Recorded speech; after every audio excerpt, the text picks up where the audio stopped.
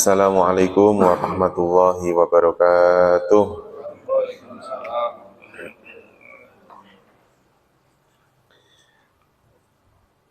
Mari kita mulai pertemuan kita di pagi hari ini dengan berdoa bersama-sama.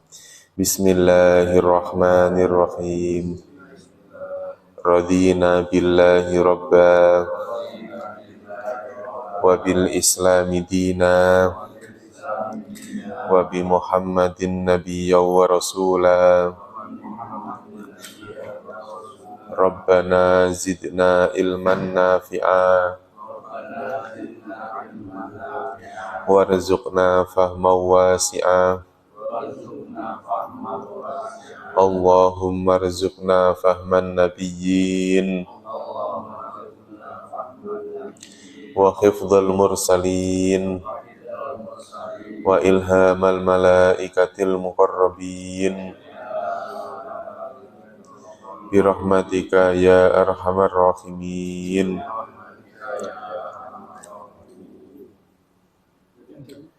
Innal hamdalillah nahmaduhu wa nasta'inuhu wa nastaghfiruhu wa na'udzu billahi min shururi anfusina wa min sayyiati a'malina. May yahdihillahu fala mudhillalah wa may yudlilhu fala hadiyalah. Allahumma salli wa sallim wa barik ala sayyidina Muhammad wa ala alihi wa sahbihi ajmain, amma ba'd.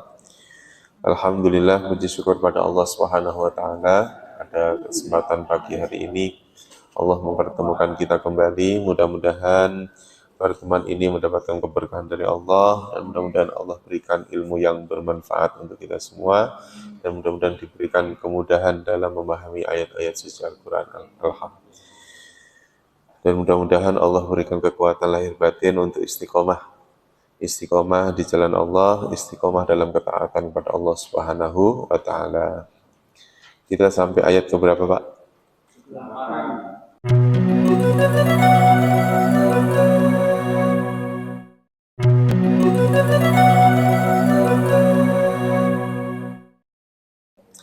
Bismillahirrahmanirrahim. Ayat 182. Pertemuan ke-7 ya, Pak.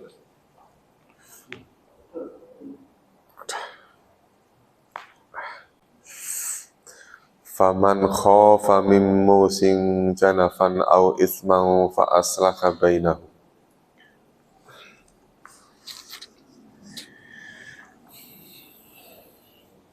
Faman khafa, faman maka barang siapa.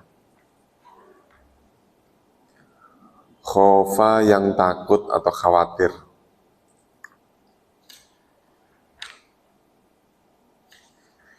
Mimusin,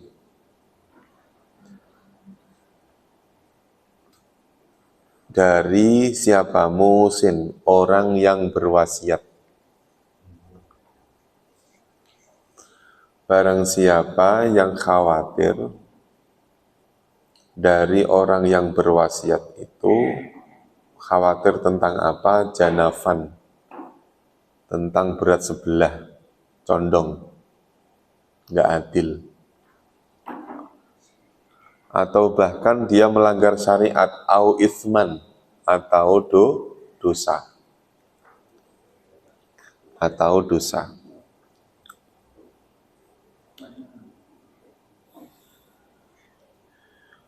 Fa'aslaha bainahum, fa'aslaha, lalu ia, orang yang berwasiat tadi, mendamaikan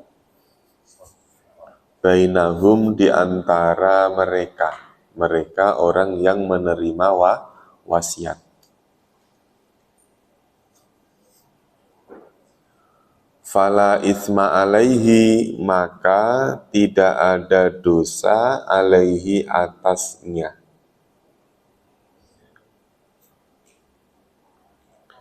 Maka tidak ada dosa alaihi, atasnya. Innallaha ghafurur rahim. Apa? Sesungguhnya Allah ghafur, apa? Maha pengampun, rahimun, lagi maha penyayang. Kalau maghfirah apa, Pak? Ampunan. Untung ngerti artinya ya Pak. Nah, kan masjid-masjid Al-Maghfirah. kalau kalau nggak ngerti, waduh bahaya ini. Langsung SK-nya dicabut. Ya ini masih sedikit ayat yang masih lanjutan dengan ayat sebelumnya tentang apa Pak? Wasiat ya. Tentang wasiat. Barang siapa yang khawatir terhadap apa? Terhadap orang yang memberi wasiat itu bisa saja ya berbuat apa nih? Janafan au isman. Janafan itu bermakna apa ya? Bermakna berat sebelah, nggak adil lah gampang gitu. Au isman atau dia berbuat salah. Kan bisa jadi ya Pak, orang yang berwasiat itu berbuat apa? Kesalahan, dosa. Bisa jadi. Karena apa? Dengan adanya wasiat ini, menjadikan seseorang yang tadinya tidak mendapatkan warisan jadi dapat. Ya Pak ya. Terus yang seharusnya dapatnya lebih karena ada wasiat jadi berkurang. Nah, jadi potensi janafan au isman ini selalu ada. Ya. Maka fa'aslaha bainahum. Orang yang berwasiat ini boleh Pak memperbaiki wasiatnya. Revisi untuk demi kebaikan tadi. Ya begitu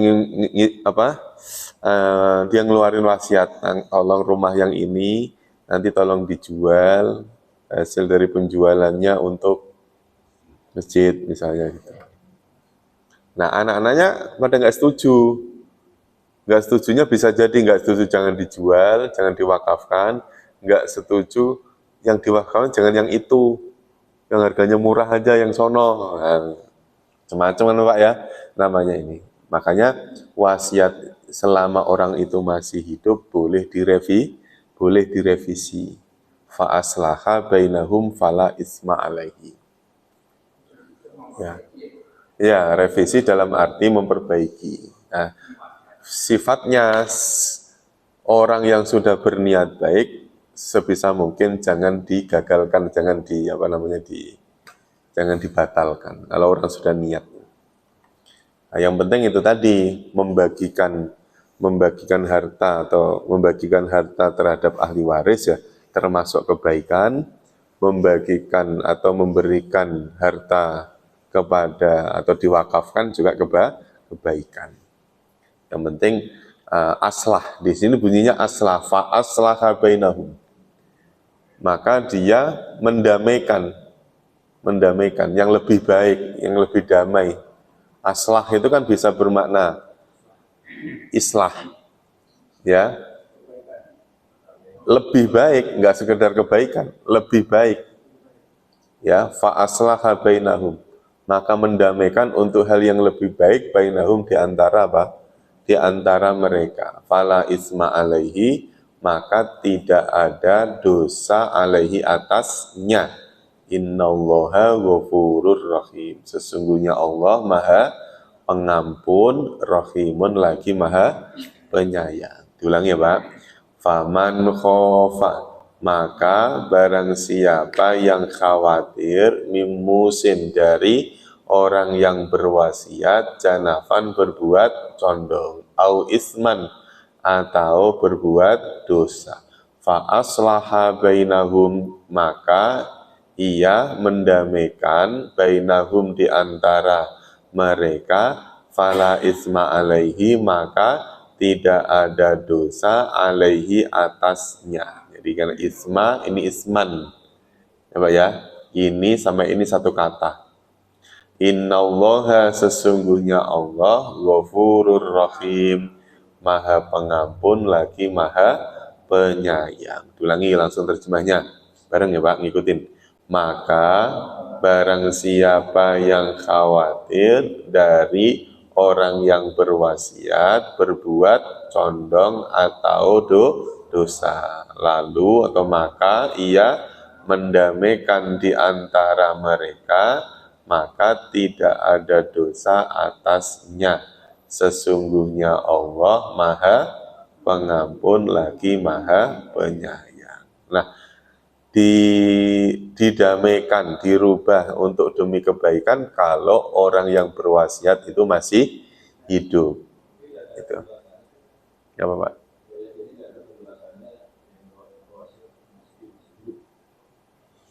Itu kan dalam hukumnya, Pak. Kalau sudah meninggal, kalau sudah mati, masuk dalam kategori ayat sebelumnya. Faman badalahu itu. Barang siapa yang mengganti wasiat setelah orang yang berwasiat itu mati, kan? Iya kan, sebelum sudah ada ayatnya. Jadi wajib bagi seseorang berwasiat. Wasiat. Kalau orang yang berwasiat berarti orangnya masih hidup kan, Pak? Masih hidup. Nah, wasiat sudah disampaikan ketika dia masih hidup. Dijalaninnya kapan? Kalau sudah meninggal. Ya, Pak ya. Dijalaninnya kalau sudah meninggal. Karena wasiat ini yang tadi itu, yang tadinya orang tidak dapat warisan berubah menjadi dapat. Gitu. Ya, dijalani setelah. Nah, setelah meninggal, maka wasiat ini tidak boleh dirubah-rubah lagi. Ya, tidak boleh. Tulisannya, apanya, angkanya nggak boleh dirubah. Karena ancamannya kan kemarin kan, barang siapa yang menggantinya dosa kan gitu. Nah, sekarang kok misalnya wasiat itu sudah terlanjur diucapkan, terus kemudian banyak yang protes, yang berwasiat masih hidup, apa yang dilakukan? Fa'aslaha baina. Yang protes didamaikan. Nah, biasanya urusan yang seperti ini urusan biasanya urusan apa, Pak? Khairon, apa kemarin itu? Urusan harta, kebaikan. Kebaikan itu maksud harta. Ya, wasiat tentang apa? Harta. Ya.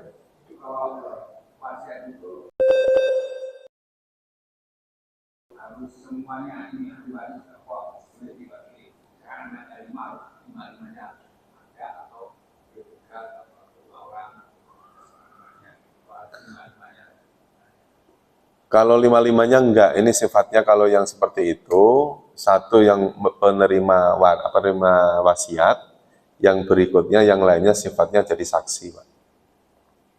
Sifatnya jadi saksi.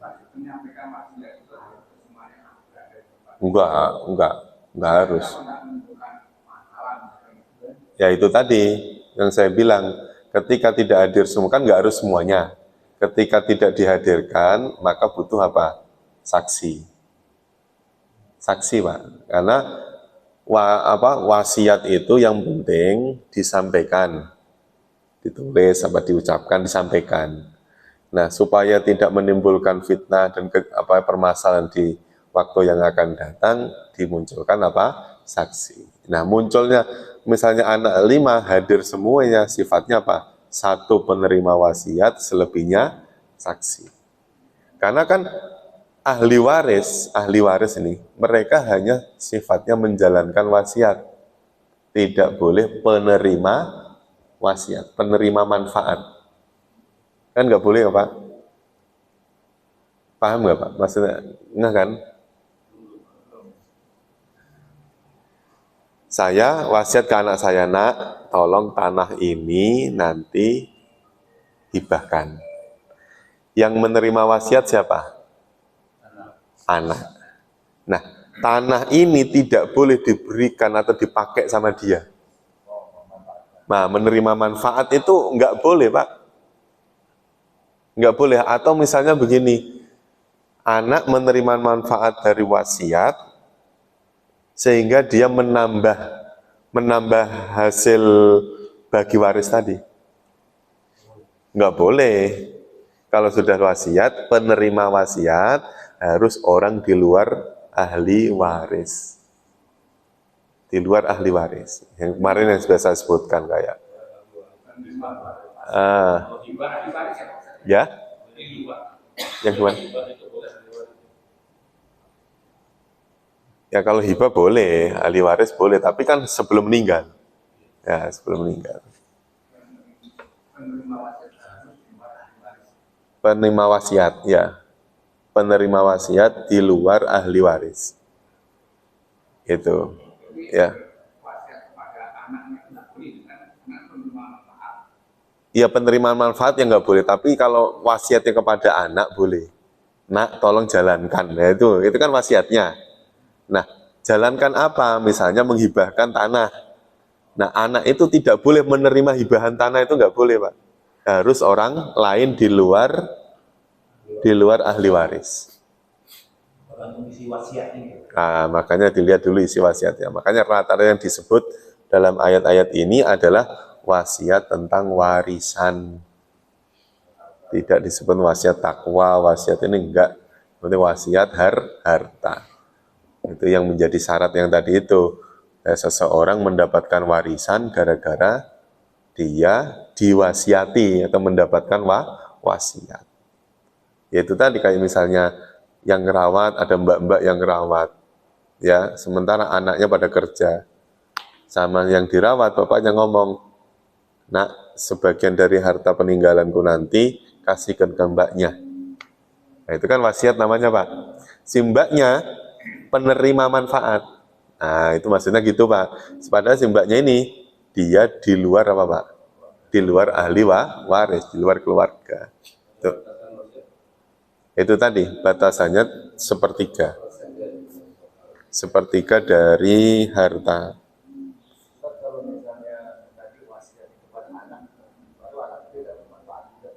Enggak, anak hanya sekedar apa? Hanya sekedar menjalankan.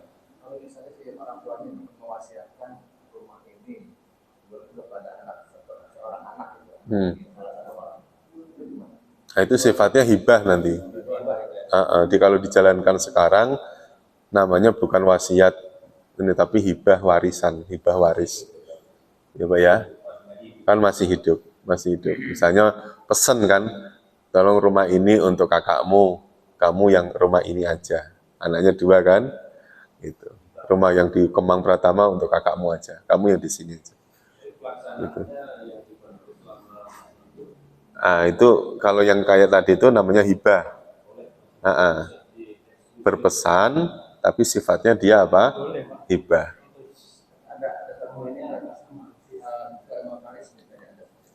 Hmm.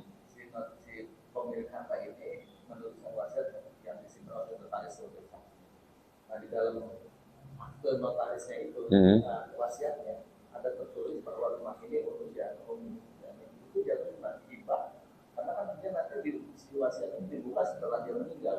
Wah, itu yang sebetulnya nggak bolehnya di situ. Dibuka setelah meninggal itu nggak boleh. Membagi waris, ya harus hukum dengan hukum waris. Wasiat itu kalau menyalahi aturan, au isman tadi, secara otomatis batal. Ya kan, Pak? Secara otomatis gugur karena apa? Bertentangan dengan hukum Islam. Gitu. Jadi wasiatnya misalnya sudah wasiatnya dibagi, kasih misalnya rumah ini untuk ini, untuk ini, untuk ini, bagi rata lah gampangnya gitu ya, Pak. Diberikan ke notaris. Tapi notaris ngasih taunya setelah apa? Setelah meninggal. Itu kalau dalam hukum Islam bukan begitu caranya. Kalau mungkin hukum negara mungkin iya, tapi kalau mungkin hukum warisan tidak seperti itu. Ya kayak di sinetron-sinetron kan begitu. Di SCTV itu begitu, Pak. Iya, di SCTV begitu. Sama di Indosiar. Di Indosiar itu, iya. Bapak nonton kan di SCTV atau di Indosiar? Ada ceritanya.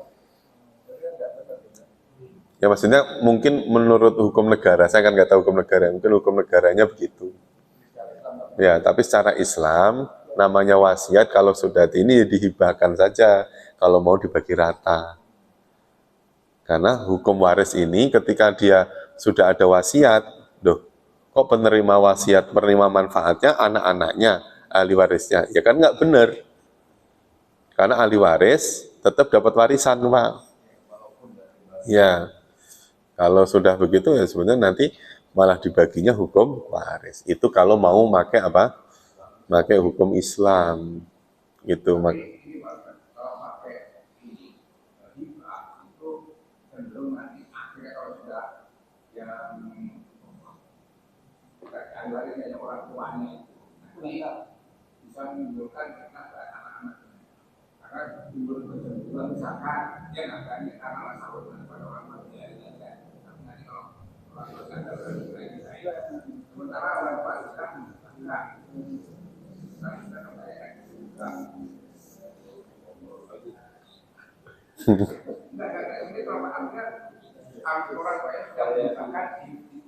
Ya.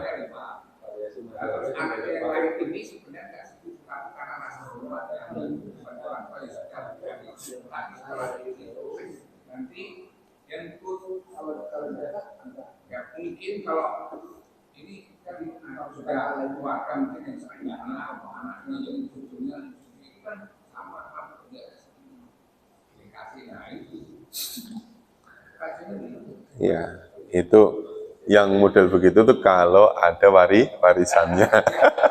Iya, kalau ada. Atau kalau ada utang. Iya, sebetulnya kan menjalankan syariat ini Pak, harus ridho dengan syariat itu sendiri. Pertama, orang itu harus ngerti dan ridho dulu. Ridho dengan menggunakan, memilih syariat itu untuk dijadikan pedomannya. Ya kan gitu ya.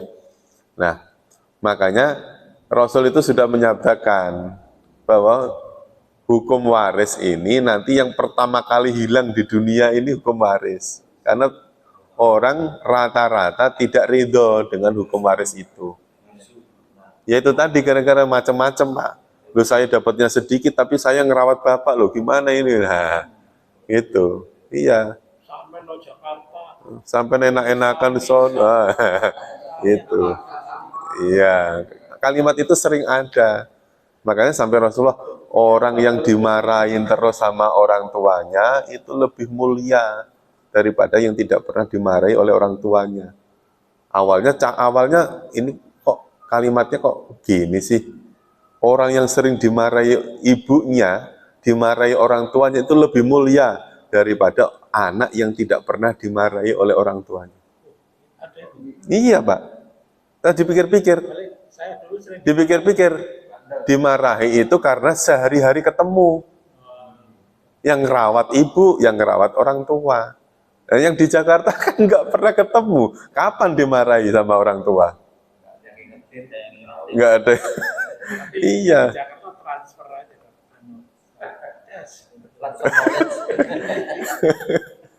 Makanya seimbang lah Pak. Makanya semuanya ridho, harus saling apa? Saling ridho. Kalau saya pribadi karena saya nggak punya waktu untuk sama orang tua, kebutuhan apa saya cukupi. Ya kan? Sementara yang merawat orang tua misalkan saya secara ekonomi kurang, ya sudah. Kamu harus ridho, saya ridho, kamu ridho, udah.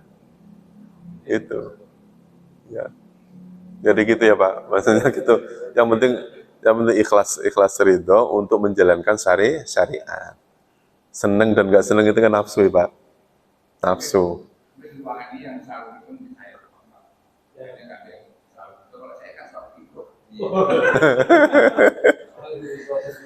Iya.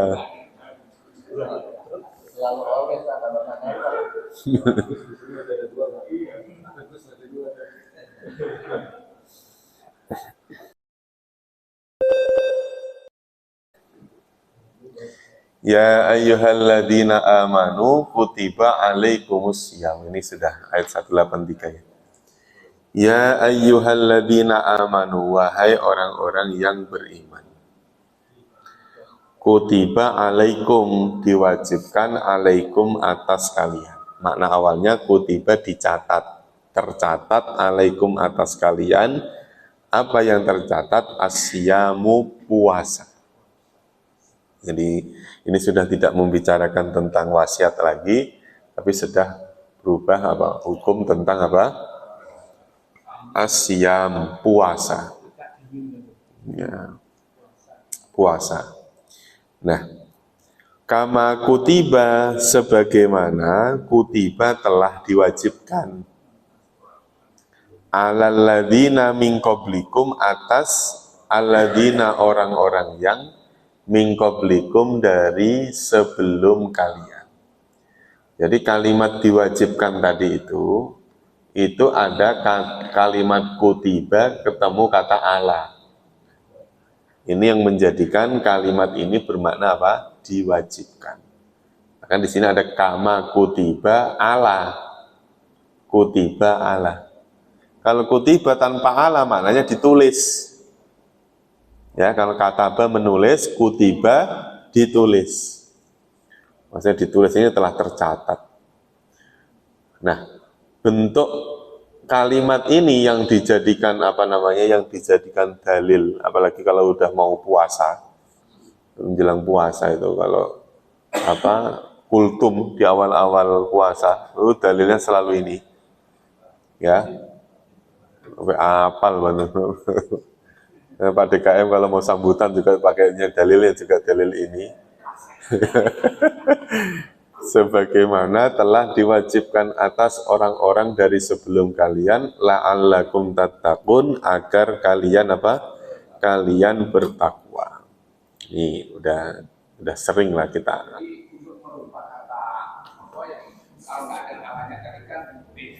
Ya.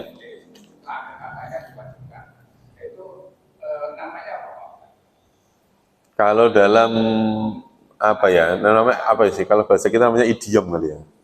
Kan kayak misalnya ada kata, sering banyak Pak, kayak misalnya iman, itu selalu ketemu bi. Bapak perhatikan. Namanya kan mutaaddi kan. Amantu billah, selalu ada bi-nya. Kalau nggak ada bi malah maknanya bukan iman. Kafir juga begitu, yakfuruna billah, selalu ada bi-nya. Rogib, misalnya rogiba, pakainya fi, rogib tu fika. Jadi memang ada kalimat-kalimat yang tidak membutuhkan objek, begitu ada objeknya pasti ada huruf jernya. Ya, seperti kata kutiba. Seperti kata amanah, kafaro. Ya. Iya, kan nanti kan gini, adanya huruf ala itu mempunyai faidah apa? Oh, faidah memberatkan. Oh, faidahnya apa? Mewajibkan. Gitu. Jadi mewajibkan alaikum atas kalian. Loh, kok bermakna memberatkan, bermakna mewajibkan, maksudnya apa? Sekarang apa yang diwajibkan? Yaitu asyamu, yaitu puasa. Nah, bahasa puasa ini juga beda dengan niat puasa kita. Kalau kita niat puasa, bahasanya gimana? Nawaitu sauma. Bukan siam loh Pak, saum. Sauma. Kalau godin kan makna lain ya, maksudnya kalimat lain. Bukan nawaitu siyama, bukan, tapi nawaitu sauma. Itu secara bahasa kan berbeda. Gitu. Ya. Kalau siam itu lebih cenderung kepada esensi daripada puasa itu apa? Siam. Misalnya Ramadan. Enggak makan dari pagi sampai sore. Enggak minum. Itu bukan siam namanya. Namanya saum. Saum. Iya. Kalau saum itu hanya sekedar yang penting enggak batal. Saum namanya. Iya, enggak, bukan nahannya. Yang penting enggak batal aja. Jadi kalau kita sudah, saya besok puasa, Ramadan ya. Terus kemudian dari pagi, dari subuh sampai maghrib, kita hanya golar di kamar tidur, main HP. Kan enggak batal kan Pak? Enggak batal. Itu saum tuh itu masih. Udah cukup Pak. Puasa yang kayak gitu tuh udah cukup. Iya. Sahur makannya banyak, terus ntar habis subuh tidur, nyantai-nyantai, pokoknya nggak ngapa-ngapain. Saum itu udah cukup gitu. Nah, kalau sudah ngomong manfaat, siam namanya. Kualitas. Hah? Yang penting sah itu saum. Tapi kalau sudah ngomong kualitas tadi, nah itu namanya siam. Puasa, tadarus Quran dibanyakin. Gitu loh Pak. Iktikafnya, terus kemudian taklim ke masjid, jamaah. Siam namanya. Nah, kita kan udah lama Pak puasa. Ya, udah ketemu bulan Ramadan berapa kali kita nih? Kalau saya umur saya 42, saya udah wajib puasa udah kurang lebih 28. Iya. Artinya kan misalnya misalnya akil balik saya 14 tahun, lah udah 20 sekian kali puasa. Ya masa ya saum terus. Gitu. Ya walaupun secara apa Pak? Secara hukum boleh. Boleh kan Pak Bapak puasa terus tidur, habis sahur, sholat, tidur sampai jam 12. Ntar sholat duhur, habis sholat duhur, tidur lagi, golar, tidur sampai sore. Ntar setengah 4 udah nyari lontong, ya kan? Dari lontong, paling duluan itu, di lontong. Ya itu tadi, makanya secara hukum fikih masih sah yang model-model begitu. Tetapi kualitas, makanya di sini kutiba alaikumusiyam tidak hanya sekedar kita menahan lapar, tidak hanya sekedar menahan haus. Nah, orang berpuasa itu kapan? Kapan, Pak? Berpuasanya kapan? Setiap hari atau cuman beberapa hari? Cuman beberapa hari saja. Ayaman ma'dudatin. Ya, berpuasanya tidak setiap hari, tidak. Setiap hari pasti berat, Pak. Ya, ayaman beberapa hari, ma'dudatin yang ditentukan. Jadi kewajiban berpuasa tidak setiap hari. Hanya apa, Pak? Hanya beberapa hari. Nah, beberapa hari itu namanya Syahrul Ramadan. Jadi beberapa hari itu namanya apa? Syahrul Ramadan. Nanti di ayat 185.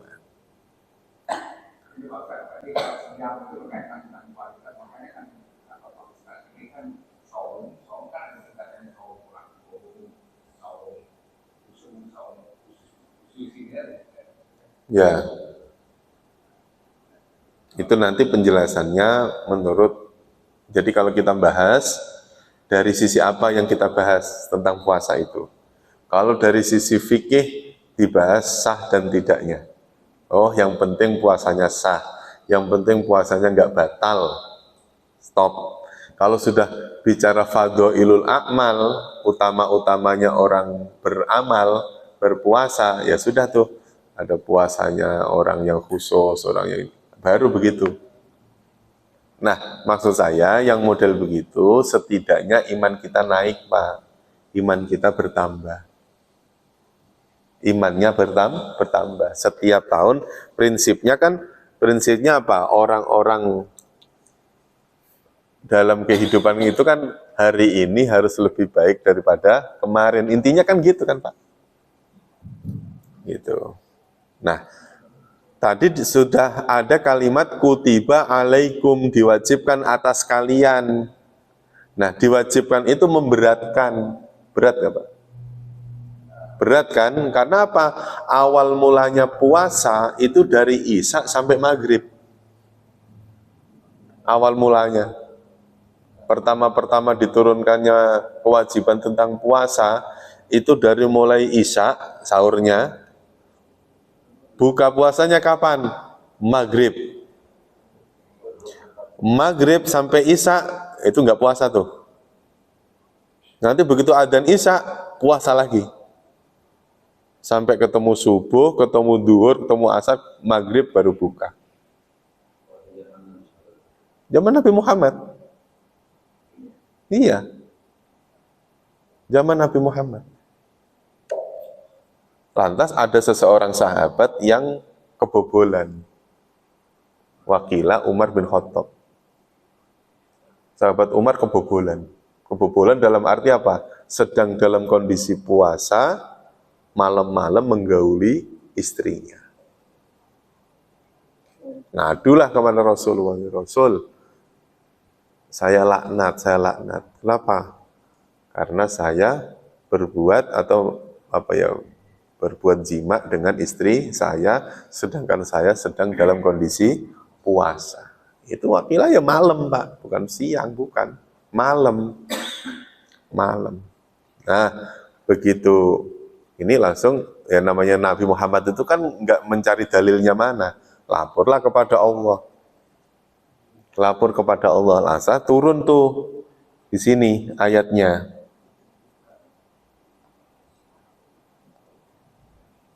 Mana tadi ayatnya? Tuh. Bukan ini, bukan. Masih ayat selanjutnya. Ya. Nanti kaitannya dengan ukhilla laila. Ya. Laila tasyamu rofasu ila nisaikum dan seterusnya itu. Turunlah ayat itu. Ya, dihalalkan bagimu menyetubuhi istrimu di malam bulan puasa. Nah, kalau sudah dihalalkan secara otomatis, puasa itu apa, Pak? Puasa tidak di malam hari, baru muncullah bukan siang, tapi bahasanya itu adalah fajar. Barulah dimulai, puasa dimulai dari fajar. Fajar itu apa? Yaitu nanti ada garis benang hitam atau benang putih dan sebagainya itu. Terus-terusnya.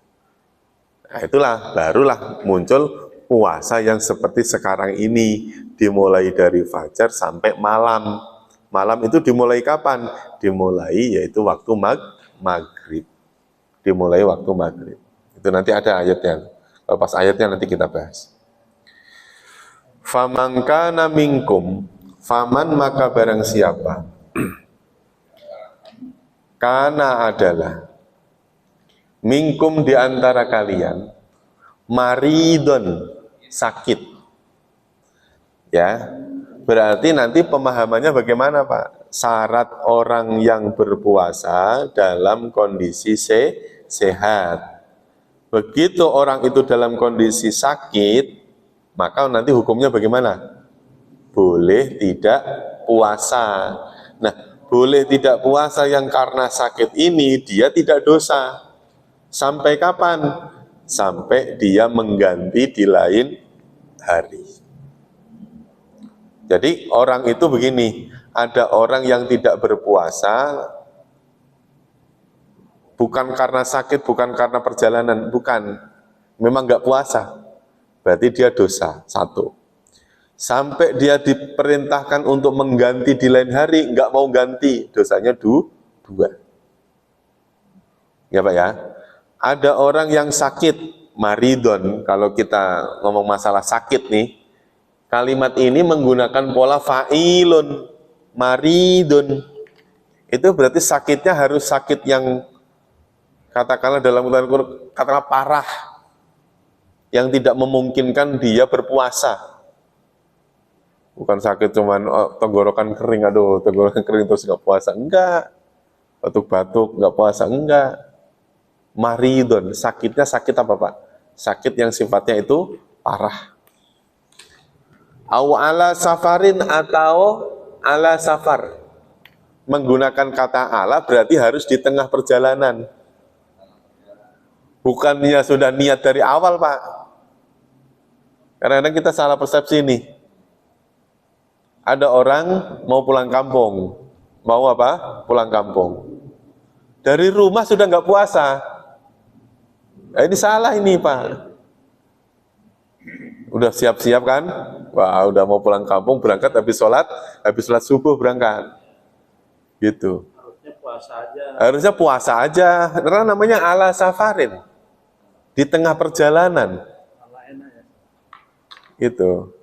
Jadi aturannya harus apa Pak? Harus sebelum berjalan tetap dalam kondisi puasa.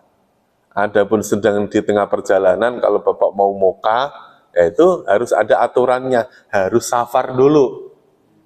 Safar itu apa? Perjalanannya jauh, tidak dalam kondisi maksiat. Itu namanya safar. Jauh dulu, perjalanan jauh ini tujuannya tidak untuk maksiat. Baru dibilang safar. Nah, mudik niatnya apa? Niat silaturahim kepada orang tua, pada sanak saudara. Baik itu. Safar namanya. Gitu. Nah, orang yang sakit atau dalam perjalanan, kemudian dia tidak puasa. Ini harus ada lanjutannya. Dipahaminya harus begitu, Pak. Karena apa? Ada orang yang safar, tetapi dia lebih memilih puasa. Ya, Pak ya? Ya, misalnya kita pulang ke Surabaya, naik pesawat. Pesawat terbangnya, boardingnya jam berapa? Jam 8 misalnya. Ya Pak ya, kan tetap dari rumah kita apa? Puasa. Perjalanan dari bandara ke Surabaya, dari Jakarta Surabaya berapa? Nggak nyampe 2 jam ya Pak? Nggak nyampe. Jam 8, jam 10, setengah 11 sudah nyampe Surabaya. Ya, taruh jam 10 udah nyampe Surabaya. Nah, dalam kondisi yang seperti itu, sebenarnya kan secara jarak, seseorang sudah boleh apa Pak? Boleh tidak berpuasa, kan gitu ya Pak. Tapi terkadang orang lebih memilih puasa. Nah sebenarnya itu pilihan, nggak apa-apa. Tinggal, ya ini termasuk, bahasa yang di sini termasuk apa? Fa'iddatun min ayyamin ukhor. Ya termasuk.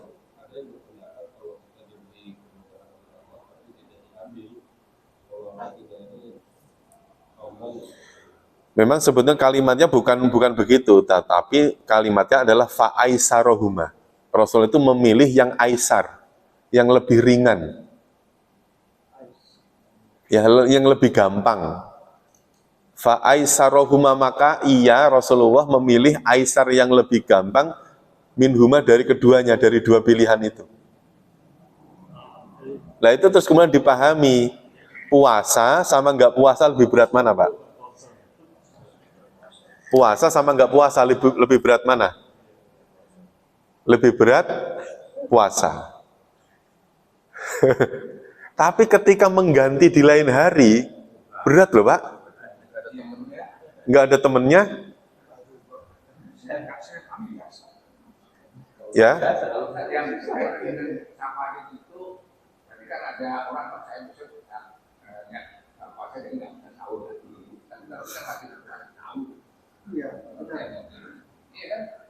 Iya itu tadi, dari dalam perjalanannya harus, kan kayak orang ruksa itu kan dibilangnya ala safarin. Itu pemahamannya adalah ketika sedang dalam perjalanan. Ya kayak orang sholat jamak qashar itu loh Pak. Kan Bapak nggak boleh sholat jamak qashar di rumah. Harus di tengah perjalanan kan? Loh Bapak misalnya ke Bandung kan sudah melebihi lah, sudah boleh lah Pak ya. Jamak qashar udah boleh kan? Udah boleh lah. Kan Bapak nggak boleh dari Bandung ke sini, sholatnya di sini.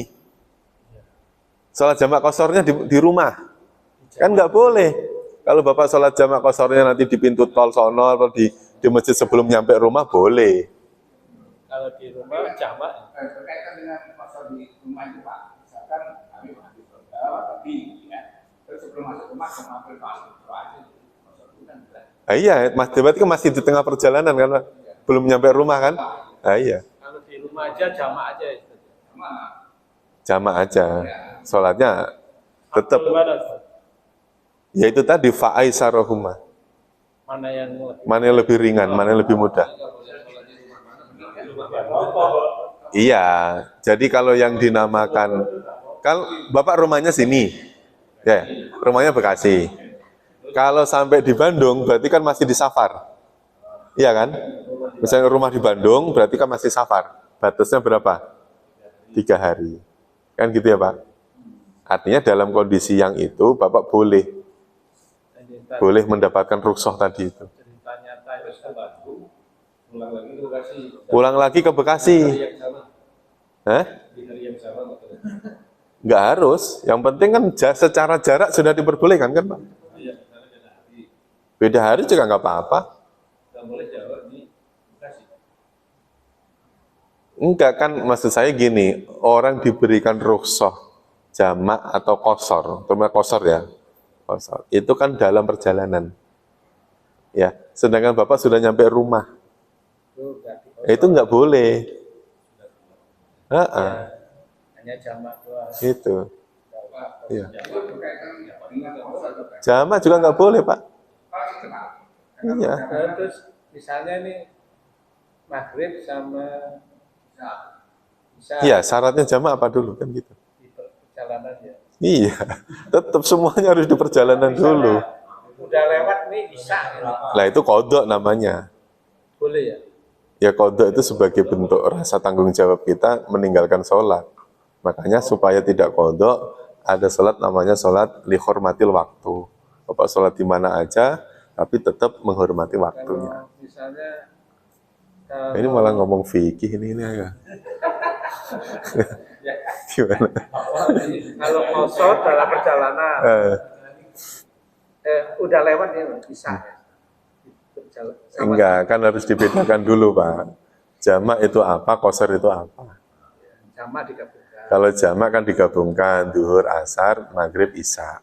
Ini waktunya sama-sama sudah masuk di isya gitu.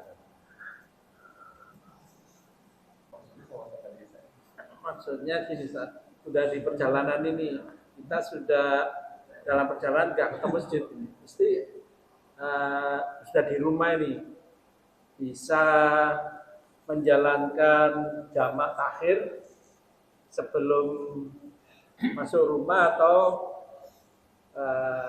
Nah, kalau jamak takhir, Bapak harus niat dulu. Harus niat.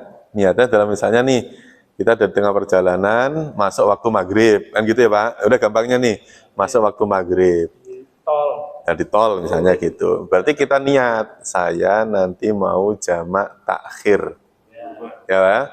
Jangan di rumah lah.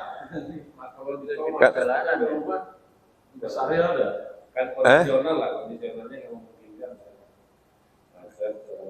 Nah, itu nanti alasannya bukan karena safar. Kalau yang sholatnya di rumah, sholat jamak yang di rumah itu alasannya bukan safar, tapi khauf namanya. Kondisi takut. Kalau dulu dalam kondisi sangat dingin, hujan deras, geluduk, nah itu diperbolehkan orang jamak di rumah.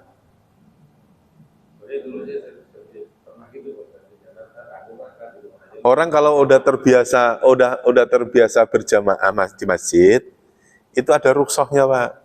Kalau misalnya pas menjelang maghrib atau pas sholat maghrib, sholat apa hujannya deras banget gak berhenti-berhenti. Ya, sampai isya masih tetap apa? Nah itu ada rukhsahnya namanya jamak karena khauf. Karena hujan deras, sholatnya digabungin. Ya, sholatnya digabungin. Walaupun dalam Jamaknya boleh jamak takhir. Walaupun nggak safar kalau itu. kalau ini siapa? Nah, kalau safar beda lagi. Safar harus di tengah perjalanan. Masjid itu. Iya, sholat kan nggak harus di masjid, Pak. Oh, Kata siapa sholat harus di masjid? apa itu? Ayam ya. Iya, berarti nanti ada rusa-rusa yang lain kan, Pak? Rusa-rusa yang lain. Rusanya apa? Ya tadi itu. Kalau misalnya sudah. Makanya kan kewajiban sholat yang benar-benar wajib itu apabila waktunya sudah mau habis. Itu baru benar-benar wajib. Selama waktunya masih, berarti kan masih ada kesempatan, Pak. Misalnya, Bapak mau dari Kuningan, dari Jakarta lah. Jakarta ke sini rata-rata 1 jam misalnya. Jadi 5:30 berangkat nih. 5:30 sore dari kantor. Nah, dikira-kira sampai Purwomustika jam 6:30 udah nyampe lah. Kan gitu, biasanya kan begitu ya Pak, begitu. Nah, akhirnya 6:30 masih di tol tuh, parah tuh macetnya. Sampai menjelang isya, ya Pak ya, sampai menjelang jam 7. Waduh, ini isyanya jam 19.00 misalnya. Berarti kita jam 18.55 wajib sholat tuh, sholat maghrib dengan kondisi apa adanya. Kalau misalnya di atas kendaraan ya kita sholat pakai tayamum dan sebagainya gitu Pak. Karena wajibnya sholat itu ketika waktu sudah mau apa? Habis. Kalau di awal-awal itu kan fadhailul a'malnya. utama-utamanya perbuatan. Nah, yang dalam kondisi tadi itu memang ada yang memperbolehkan di jamak. Tapi tetap pendapatnya orang ahli sunnah wal jamaah, orang Imam Syafi'i, pendapatnya apa? Tetap dihormatil waktu. Tetap Bapak sholat dulu dalam keadaan di atas kendaraan. Begitu nanti sampai rumah, sholat tadi diulang lagi. Diulang. Karena apa? Ya tadi itu secara perjalanan jaraknya belum memenuhi persyaratan jamak musafir, belum. Dalam kondisi yang takut, kenyataannya sebetulnya nggak tahu nih, dalam hukum kontemporer ini macet itu termasuk itu apa enggak? Termasuk yang tadi tuh, dalam keadaan khauf atau tidak. Kan gitu ya Pak, maksudnya gitu. Ya harus dicari hukumnya. Ya itu Ustaz Saiful yang sudah jelas itu. Belajar fikih. Ya, artinya itu sesuatu yang dari zaman dulu belum ada, sekarang ada hukumnya, hukum baru nih. Dalam kejebak macet itu termasuk khauf apa tidak? Kalau safar, semua pasti sepakat. Enggak safar. Wong masih deket kok. Wong cuma 20 kilo kok. Ya Pak ya? Cuma 20 kilo. Tadi kan diwajibkan untuk sholat dulu apapun kondisinya gitu kan. Terus sampai rumah mesti diulang. Iya. Nah, kalau sampai rumah udah lewat isya, itu gimana? Iya, diulang. Kan memang lihormatil waktu itu kan karena memang apa Pak? Karena memang ini kondisinya nggak memungkinkan sholat. Ya, kalau tadi Bapak karena sholat di atas kendaraan mungkin masih ditolerir. Coba kalau misalnya Bapak dalam kondisi pakaian najis, coba. Nah, ya kan? Mau sholat di mana? Mau pakaian najis. Nah, itu namanya nanti ada toleransi, namanya lihormatil waktu. Sholat untuk menghormati waktu. Pernah dengar kan Pak?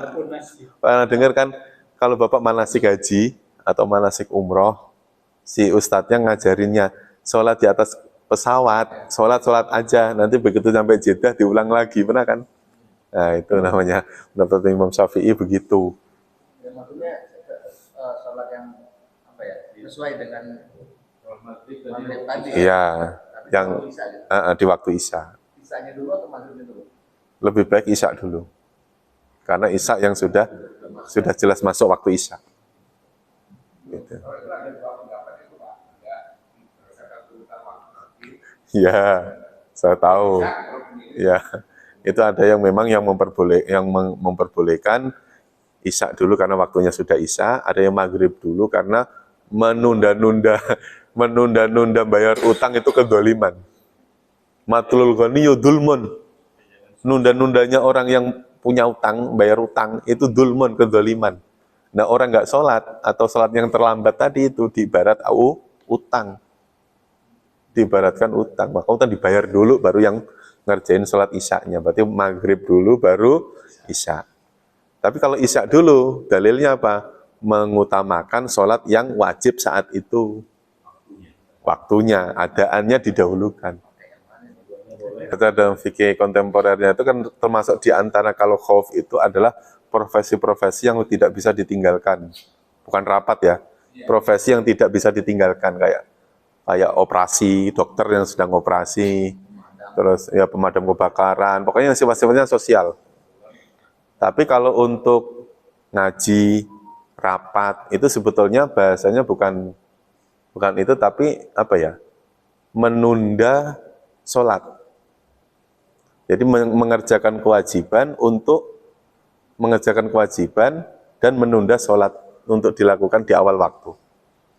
Jadi saya itu sering ikut daurah misalnya ya, ikut daurah. Itu kalau yang ngisi daurah misalnya kiainya itu ngomong begini, sekarang sudah masuk waktu duhur. Ayo mari kita niat bareng-bareng, kita sholat duhur jam 1. Gitu. Iya, kita selesaikan kajiannya dulu. Kita sholat duhur jam 1. Itu sering guru saya begitu, sering. Itu bukan termasuk orang yang menunda-nunda sholat, bukan. menyelesaikan ilmu itu tetap lebih diutamakan. Bukan. Jadi kalau misalnya di sini ada taklim nih Pak, taklim habis maghrib, ini rata-rata taklim habis maghrib. Ya, kalau materi belum kelar, artinya masih masuk ayat baru sampai wa'alalladzina terus adzan. Kan kita dengerin adzan nih Pak. Sebaiknya apa? Selesaiin dulu tuh sampai ayatnya, baru sholat. Gitu.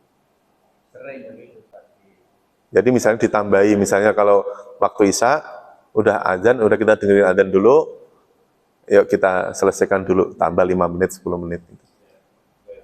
Setelah itu baru qomat, baru sholat. Itu Pak, jangan sholat, nanti dilanjutin lagi. Enggak begitu prosesnya. Karena apa? Tetap melanjutkan ilmu itu lebih diutamakan, karena hukumnya wajib. Sedangkan di awal sholat, ya sholat di awal waktu itu hukumnya sunnah.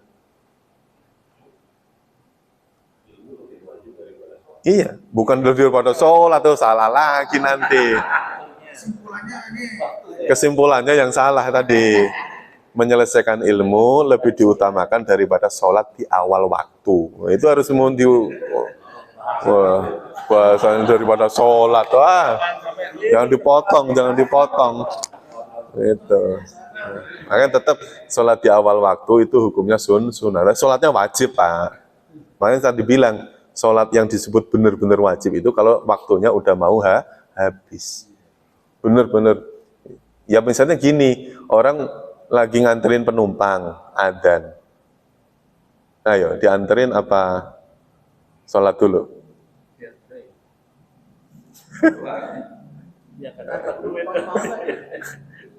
Ya kan, kewajibannya kan nganterin kan Pak. Itu sampai dalam apa ya? Dalam contohnya itu sampai mengantarkan. Ternyata yang orang nggak tahu ya, kalau tahu sih wajib ditolak.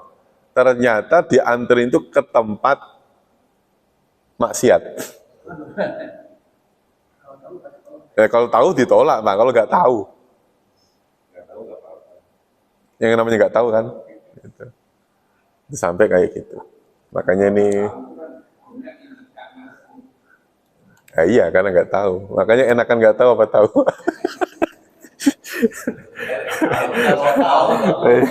Kadang-kadang itu kita sulit membedakan nggak tahu sama nggak mau tahu.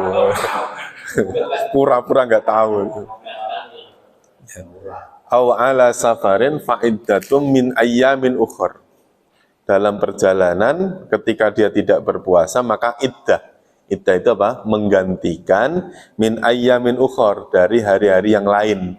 Hari yang lain maksudnya apa? Di luar bulan Ramadan. Jadi kalau Bapak kodok puasa, membayar utang puasa itu jangan di bulan Ramadan. Berarti batasannya apa Pak?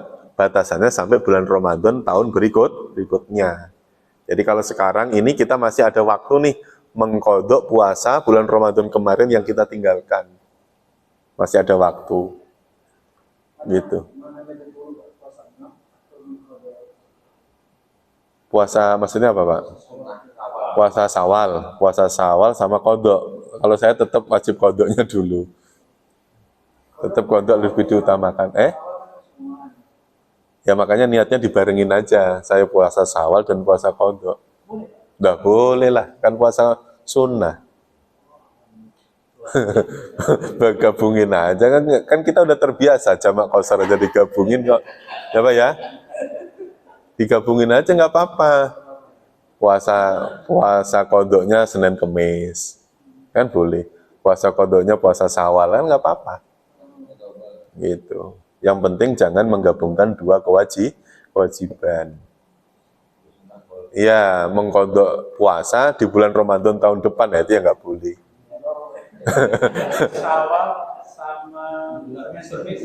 Syawal dilakukan di Senin Kemis, nah, itu kan sama-sama sunnah, boleh. Kalau pahala urusan Allah, yang penting urusan fikihnya boleh. Kalau pahala jangan nanya saya.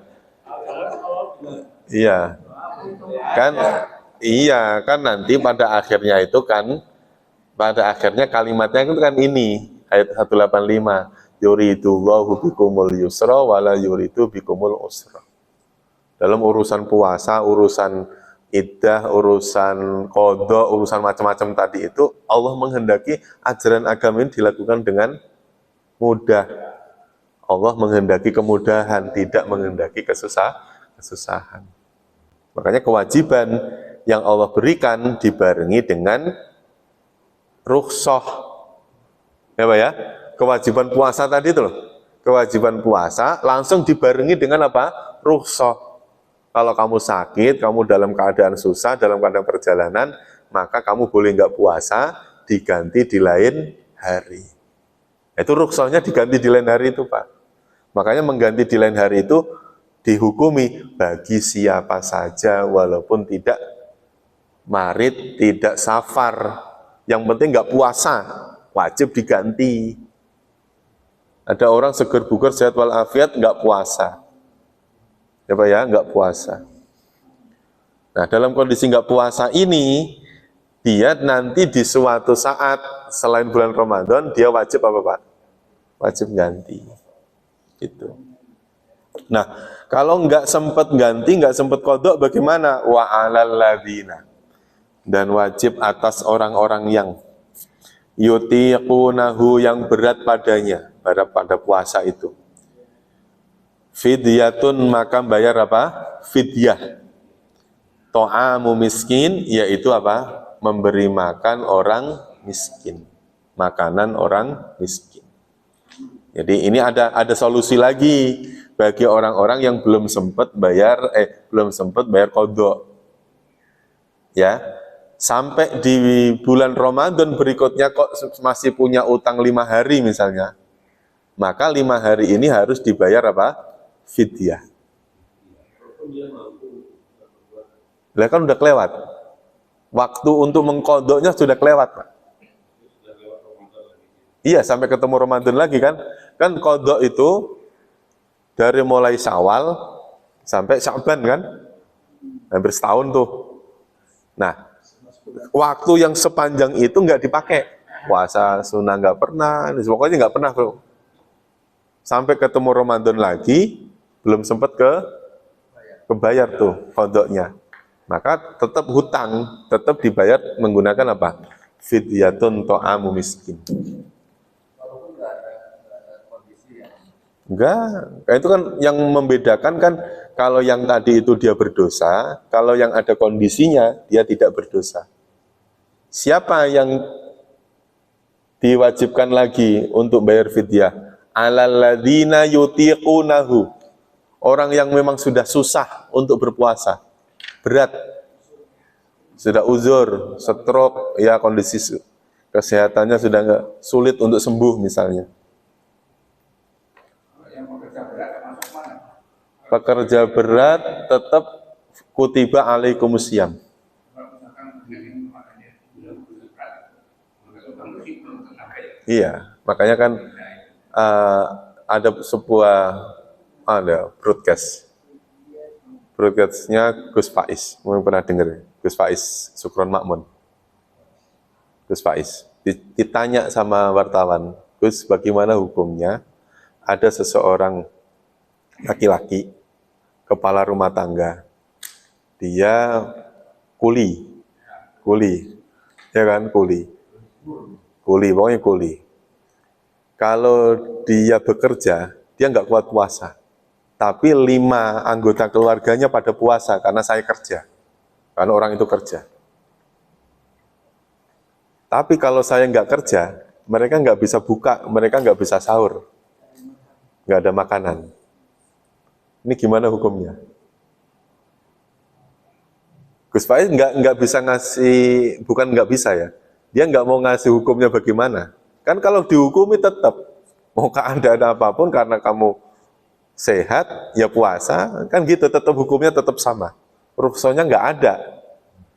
Akhirnya rukhsahnya apa? Beliau mengatakan gini jawabannya, Bapak, mulai hari ini nggak usah bekerja. Saya kasih uang sampai akhir Ramadan nggak usah bekerja. Sehingga apa? Dia masih tetap bisa puasa, anggota keluarganya juga ikut bisa makan. Jadi kadang-kadang kalau ditanya sama orang, jangan, saya kan miskin Pak Ustadz, gimana saya harus zakat? Gimana? Zakat fitrah loh ya, bukan zakat mal. Zakat fitrah. Karena semua orang itu wajib zakat. Saya kan miskin Pak Ustadz, gimana saya zakatnya? Kalau ditanya gitu gimana jawabnya?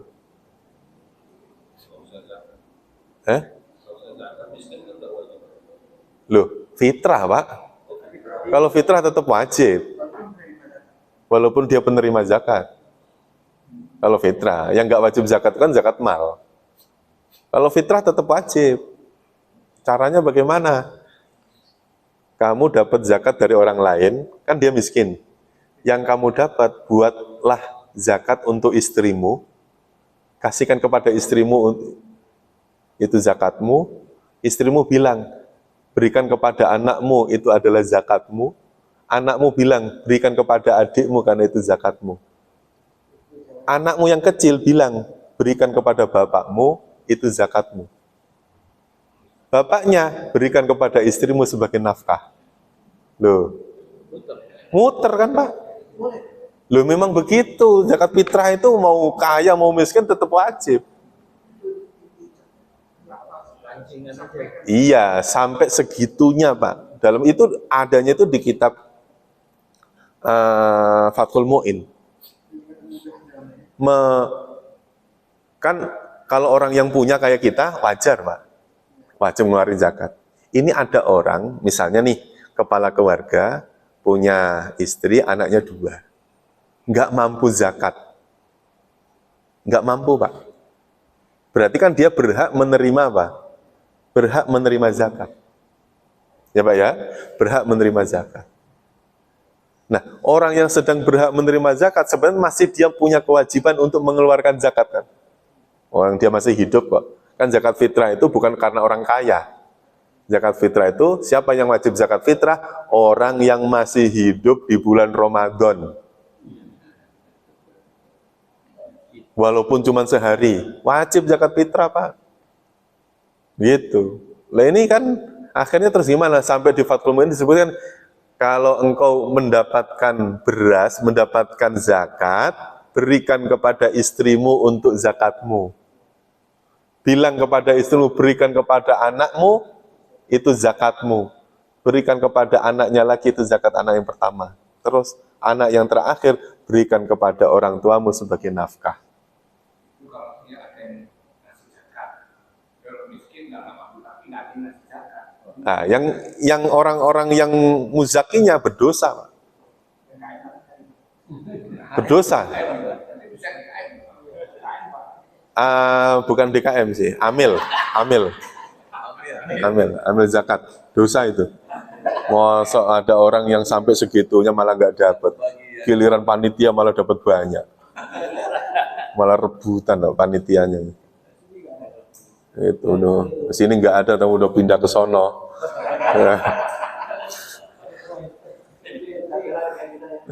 Faman tatawwa'a khairan fahuwa khairul lah. Faman maka barang siapa tatawwa'a khairan, yang bertatawu. Bertatawu itu berbuat yang sifatnya itu ketika lebih banyak lebih baik. Lebih sering lebih baik, itu namanya perbuatan khairan yang tatawu. Misalnya orang orang sedekah.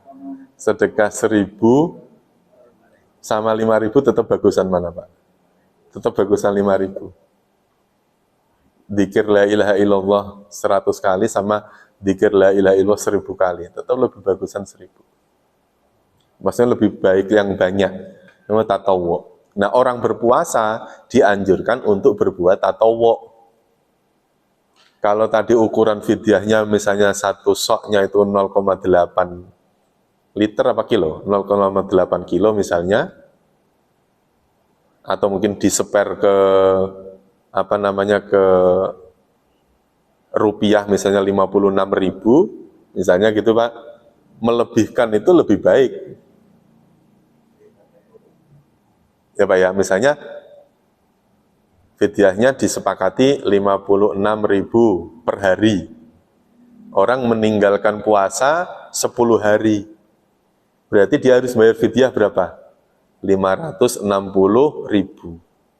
Nah, dia dilempengin tuh 600. Nah, itu namanya ngelempengin itu man tatawwa'a khairan. Orang yang berbuat kebaikan fahuwa khairul lah. Mengganti juga begitu, au maridun au ala safarin fa'iddatun min ayyamin ukhor. Tidak hanya sekedar dia mengganti hari, tetapi dibarengi dengan perbuatan-perbuatan sunnah yang lain. Wa antasumu khairul lakum, dan apabila kalian berpuasa, khairul lakum, itu lebih baik bagi kalian. Ini tidak membandingkan tadi ya Pak, Bapak pilih yang mau yang puasa apa yang tidak, bukan itu. Artinya apa? Wa antasumu khairul lakum, itu yang dimaksud adalah perintah berpuasa ini adalah syariat yang baik. Tetap nanti puasa akan menjadi solusi bagi kehidupan seseorang. Kesehatannya. Pasti nanti akan ada apa? Orang memandang puasa dari sisi kesehatan. Dari sisi pahala, orang akan memandang puasa dari sisi pahala. Dari sisi ketaatan juga seperti itu. Makanya kalau boleh dikata bahwa setiap agama apapun pasti ada ajaran puasanya. Gitu. Karena orang berpuasa itu dianggap sebagai suatu ketaatan. Rela nggak makan hanya untuk taat kepada Allah. Gitu Pak. Rela nggak bersenang-senang meninggalkan hiruk-pikuk makanan yang mewah-mewah hanya untuk taat kepada Allah. Namanya tirakatnya seseorang kadang-kadang ya dengan puasa. Maka tetap syariat berpuasa itu lebih baik. In kuntum ta'lamun, jika kalian mengetahui. Saya ulangi ya dari awal. Ya. Jadi pengertian yang paman tatawwa khairan bahwa khairulah kan harusnya korban. Baca fikir 100 sama ya 10 saya 10 gitu ya. Ya.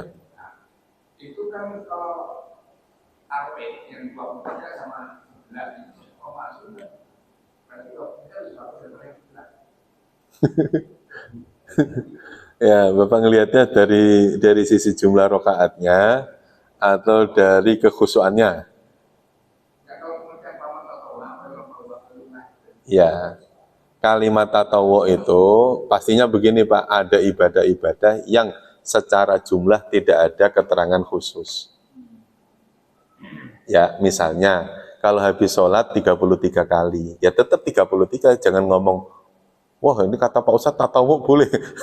Terus kemudian yang 33 diganti 333 kali, ya orang bubar Pak. Itu maksudnya gini, yang sudah ada ketentuannya, jalanin apa adanya. Yang tidak ada ketentuan, kayak misalnya sedekah yang tadi tuh, sedekah, kayak zikir di luar setelah sholat, itu kan Bapak zikir berapa aja semuanya boleh tuh Pak. Nah kalau rokaat sholat taraweh, kan sudah ada ketentuannya. Jadi jangan mengatakan yang 11 sama yang 23 itu lebih baik yang 23 karena lebih banyak, ya jangan juga. Karena semua ada ketentuannya. Itu. Ya. Nah, makanya yang disebut zakatnya 2,5-nya, 2,5 kilonya, selebihnya adalah tatawuan. Ya, dinilai dengan sedekah atau wakafnya itu.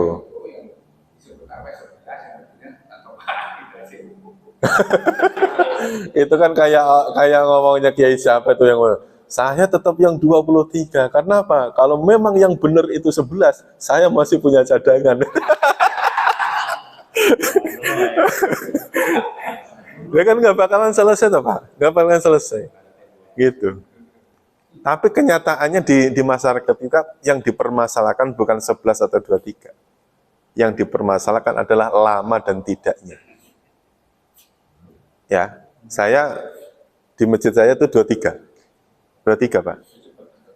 Tapi 35 menit, 45 menit paling lama, selesai.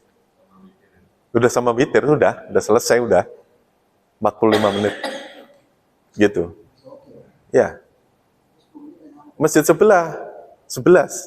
Ya sama, 45 menit juga. Ya macam-macam lah, ada kultumnya, kadang-kadang suratnya panjang. Kalau 11 kan surat-suratnya panjang, Pak. Kalau yang 23 kan Al-Hakumut, CS sampai terakhir. Ya, itu. Nah, itu yang disenangi jamaah itu, Pak. Udah 11, suratnya pendek. Nah, itu yang disenangi jamaah itu. Favorit itu. Jamaah langsung, jangan dicoret, jangan dicoret. Jangan dicoret, pakai terus gitu. Iya. Aduh, udah cukup ya, bawa labis semua apa ini.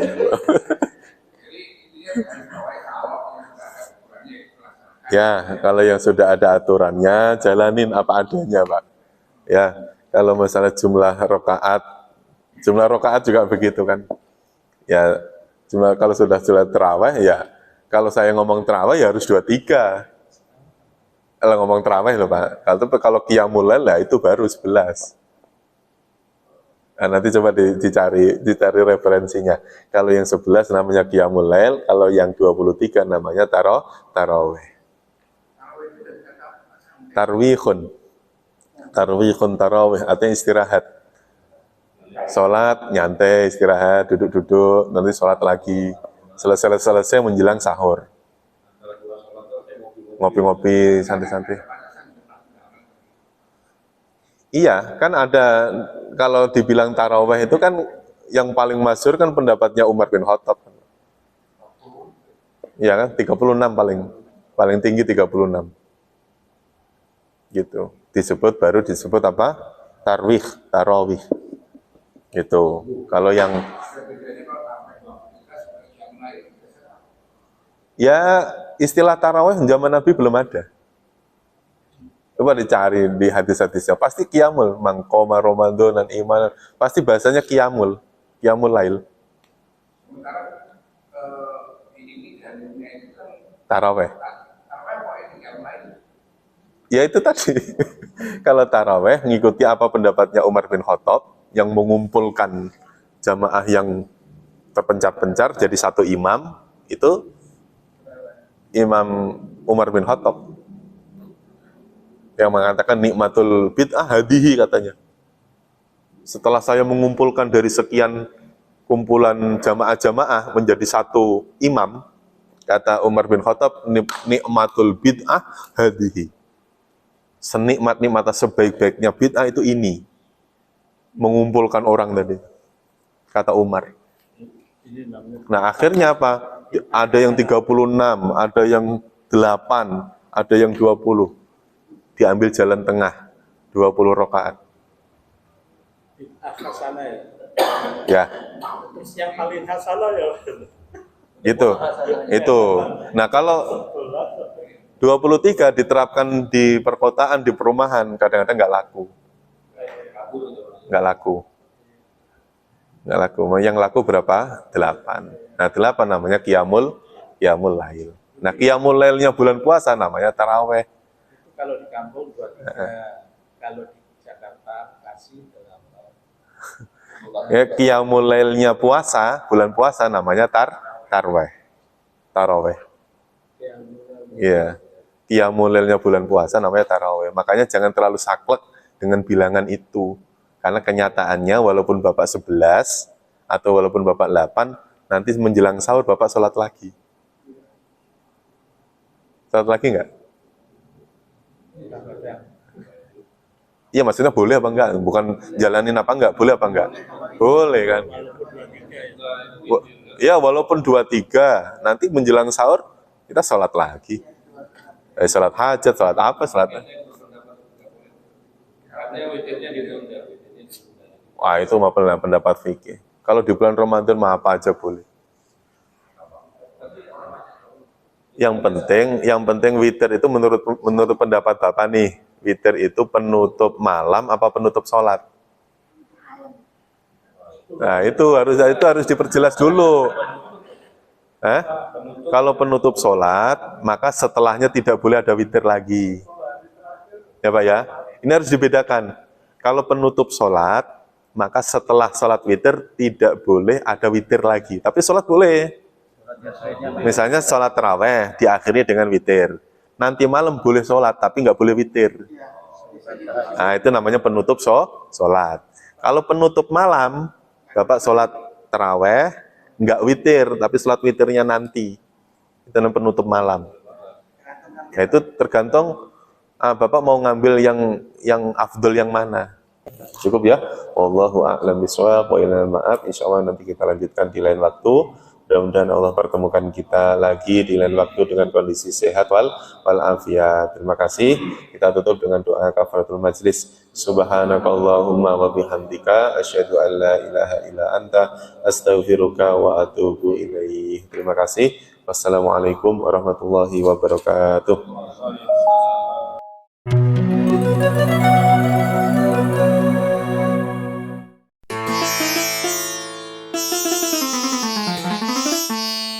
Dan sungguh, telah kami mudahkan Al-Quran untuk peringatan. Maka adakah orang yang mau mengambil pelajaran?